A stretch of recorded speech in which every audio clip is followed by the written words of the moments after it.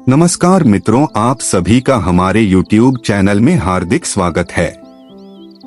आज हम आपको एक ऐसी पौराणिक कथा सुनाने जा रहे हैं जो हमें यह सिखाती है कि संतान, गृहस्थ जीवन, पाप, पश्चाताप और अंततः श्रीमद्भागवत की महिमा क्या होती है।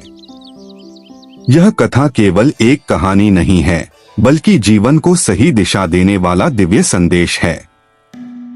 तो आइए श्रद्धा और एकाग्रता के साथ इस पावन कथा का श्रवण करें। प्राचीन काल में तुंगभद्रा नदी के तट पर एक अत्यंत सुंदर और समृद्ध नगर बसा हुआ था। उस नगर में सभी वर्णों के लोग अपने अपने धर्म और कर्तव्य के अनुसार जीवन यापन करते थे। उसी नगर में एक अत्यंत विद्वान, तेजस्वी और धर्मात्मा ब्राह्मण रहते थे, जिनका नाम था आत्मदेव। उनकी पत्नी का नाम धुंधुली था। वह अच्छे कुल की होते हुए भी स्वभाव से बहुत झगड़ालू और क्रोधी थी।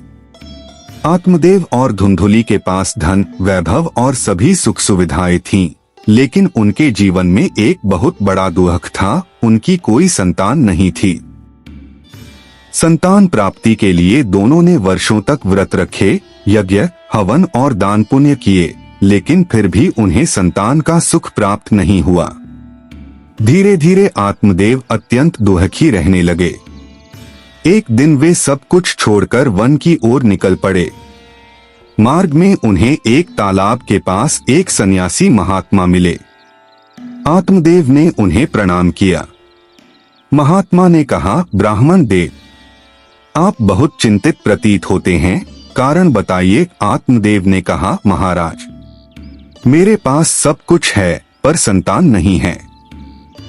बिना संतान के जीवन व्यर्थ माना जाता है। सन्यासी बोले, गृहस्थ जीवन ही दुख का कारण है।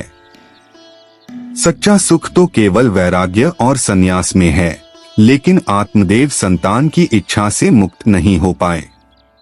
तब सन्यासी ने उनका भाग्य देखकर कहा, तुम्हें 7 जन्मों तक संतान नहीं होगी। आत्मदेव के अत्यधिक आग्रह पर सन्यासी ने अंततः एक फल दिया और कहा, इसे अपनी पत्नी को खिलाओ।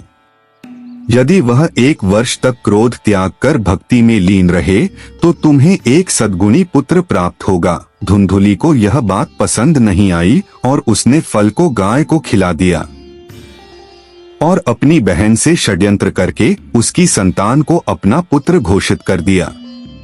कुछ समय बाद गाय ने भी एक मानव समान पुत्र को जन्म दिया। इस प्रकार आत्मदेव के 2 पुत्र हुए, एक का नाम गोकर्ण और दूसरे का नाम धुंधुकारी। गोकर्ण अत्यंत भक्त, ज्ञानी और वैरागी बने। वहीं धुंधुकारी दुष्ट, चोर, व्यसनी और क्रूर हो गया। उसने अपने माता पिता को कष्ट दिया, धन लूटा और वेश्याओं के संग रहने लगा। अंततः वेश्याओं ने उसे मार डाला। पाप कर्मों के कारण धुंधुकारी प्रेत योनि में चला गया। गोकर्ण को जब यह ज्ञात हुआ तो उन्होंने अपने भाई की मुक्ति के लिए श्रीमद्भागवत कथा का आयोजन किया। धुंधुकारी कथा सुनने आया, लेकिन प्रेत होने के कारण वह बांस के पेड़ पर बैठा। 7 दिनों तक कथा चली और हर दिन बांस टूटने की आवाज आती रही। यह उसके पापों के नाश का संकेत था। 7वें दिन कथा समाप्त होते ही धुंधुकारी का प्रेत शरीर नष्ट हुआ। वह दिव्य रूप में परिवर्तित हो गया। भगवान श्री कृष्ण के पार्षद विमान लेकर उसे वैकुंठ ले गए। बाद में गोकर्ण ने पुनः श्रीमद्भागवत कथा कराई और स्वयं भगवान श्री कृष्ण प्रकट हुए। गोकर्ण सहित सभी श्रद्धालु भगवान के धाम को प्राप्त हुए।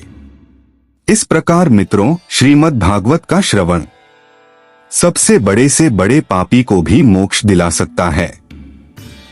यदि कथा पसंद आई हो तो लाइक करें, शेयर करें और चैनल को सब्सक्राइब करें। जय सिया राम।